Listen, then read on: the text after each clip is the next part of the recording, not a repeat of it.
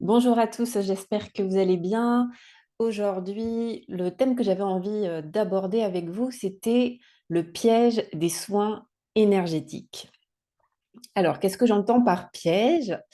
Eh bien déjà, peut-être que vous êtes comme moi, c'est-à-dire que vous êtes certainement depuis un certain moment sur un chemin d'éveil, sur un chemin de conscience, et comme moi, vous avez certainement fait beaucoup de choses, peut-être des stages, des formations, lu beaucoup de livres, regardé beaucoup de vidéos, vous êtes peut-être allé voir beaucoup de thérapeutes, chamans, énergéticiens, maîtres Reiki, etc. 3 petits points, compléter la liste. Et hem et du coup, le piège, en tout cas, des soins énergétiques, et je parle de ma propre expérience, c'est le premier piège, en fait, c'est de déléguer son pouvoir, à quelqu'un d'autre, et finalement d'avoir une certaine addiction aux soins énergétiques parce que, finalement, c'est quand même bien pratique parce qu'on n'a rien à faire. Et donc, quand on y va dans cet esprit-là, en fait, encore une fois, on donne notre pouvoir à quelqu'un d'extérieur et on s'imagine, en tout cas, on espère que cette personne-là va nous sauver, va nous guérir, va nous libérer pour la vie de certains de nos poids, de nos traumatismes, de nos blessures et de nos blocages que nous portons en nous depuis des années.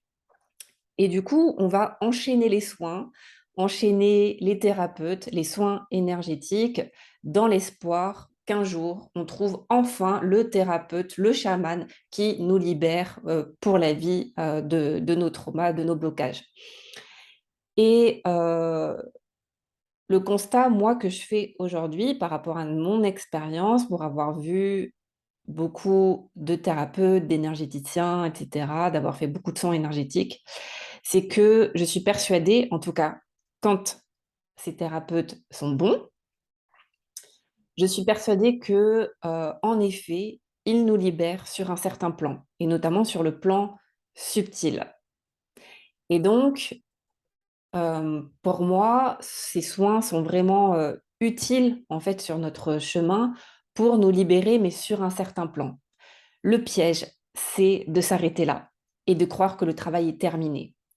Et pour moi, hem, l'élément manquant souvent et qui n'est pas forcément, expliqué par ces thérapeutes et énergéticiens, c'est parce qu'eux-mêmes peut-être n'en ont pas conscience, c'est que le travail n'est pas complet si nous, derrière, nous ne posons pas un acte concret pour ancrer, incarner et manifester ce changement dans notre corps physique, dans la matière.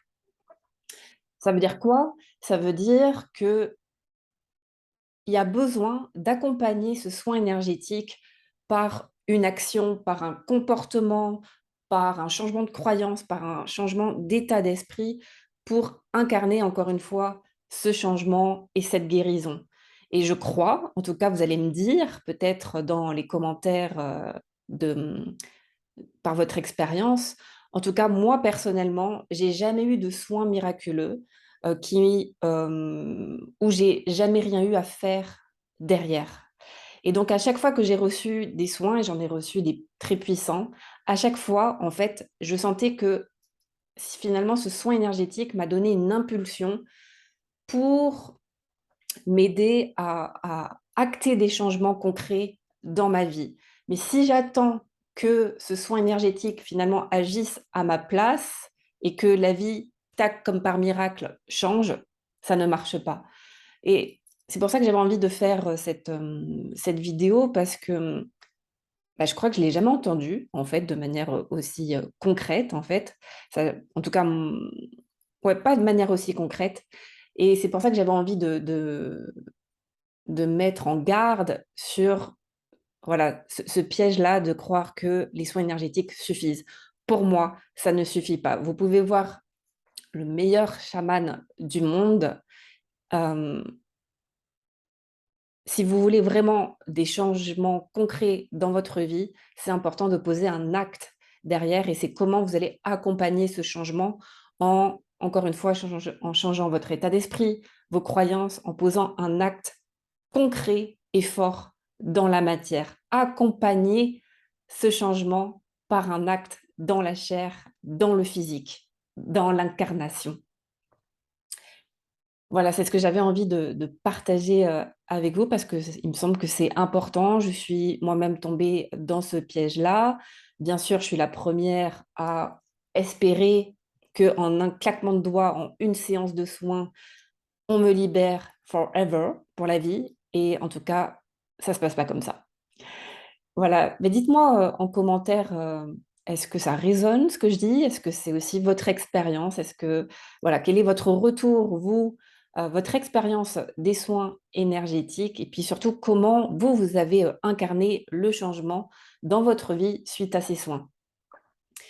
Et puis, bah, si vous aimez ce que je partage et que vous avez envie d'être informé des futures vidéos, je vous invite à vous abonner à ma chaîne YouTube. Je vous souhaite une excellente journée et je vous dis à très bientôt.